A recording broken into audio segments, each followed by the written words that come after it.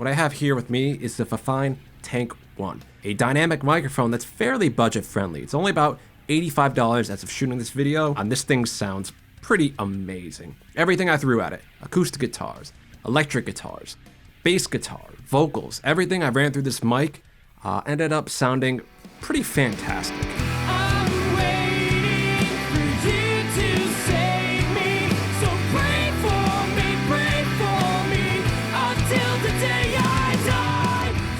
Like the name implies, this thing feels like a tank. It feels a lot more premium compared to Fifine's cheaper microphones. It's constructed pretty much almost out of all metal. And this thing dropped during one of the recording sessions I did with this microphone. And unfortunately, we got a small little dent, but that's it. The good news is this was a nice little durability test. We know this thing can handle some falls. All we got was a dent in the mesh, which if you've ever played live or you've even seen like a microphone at a live show or whatever, a lot of those microphones have a ton of dents in the mesh.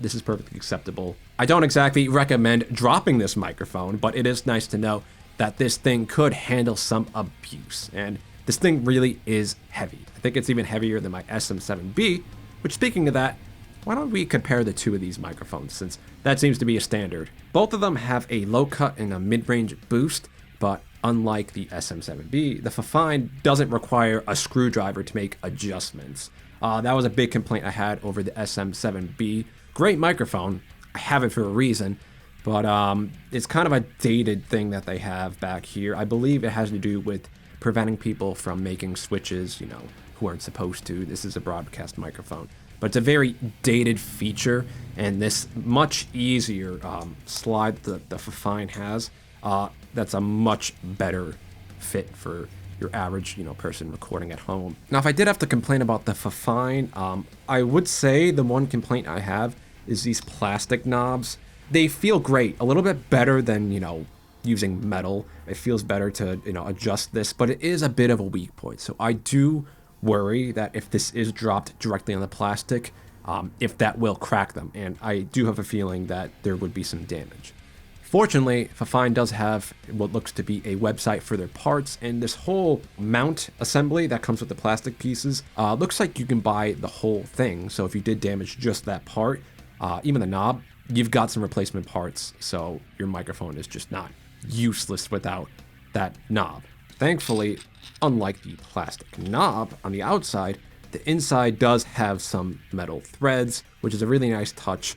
We're not going to have to worry about stripping out plastic threads. These are going to last way longer than any plastic threads would. And the whole plastic knob thing, it's my only real issue. I'm really trying to find things I don't like about this microphone. So that's really it as far as negatives. Now that we've gone over the features and durability of this thing, how does it actually sound? And to my ears, my initial thought, just compared to all the microphones I've used, is smooth. Compared to Fifine's K688, this thing has a much better bass response, and the top end sounds smoother. The K688 is a great microphone, but the high end was a bit of its weak point.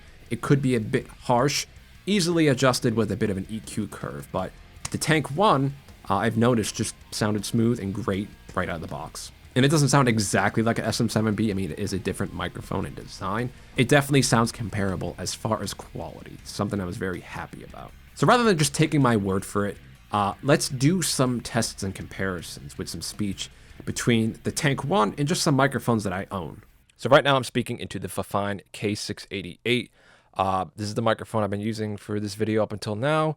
No processing on this. There will be no processing on the rest of the microphones. Now I'm speaking into the Fifine Tank1. Make sure you've got this thing on a stable desk. This is not a stable desk because this thing does have some weight to it. Very impressive amount of weight to it. Looking at the waveform over here in Audacity as I'm recording, I do notice this takes a little bit more juice than the K688.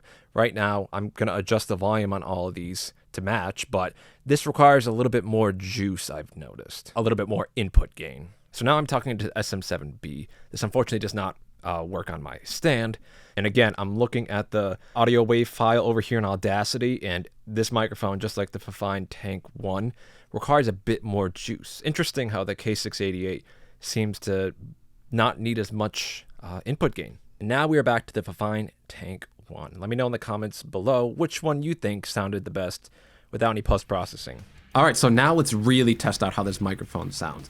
We're gonna mic it up to a guitar amp, acoustic guitar, vocals, bass guitar amp. Let's see how this thing performs. I got the help of my friend Matt Jenkins, and we're just gonna go through all these recordings. Everything that you're gonna hear was done with just the Fifine Tank 1, except for the drums.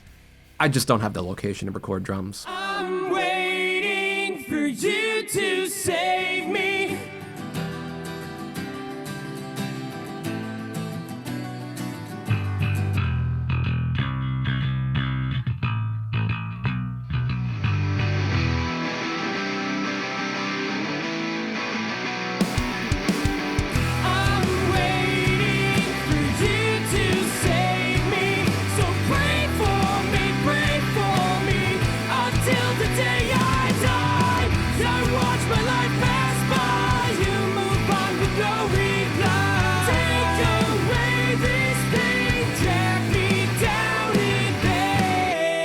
Listening back and just going through the mix on this, I'm really happy with how this microphone sounds. I was a bit surprised. I do know Fifine's microphones are good, even though they're not a household name.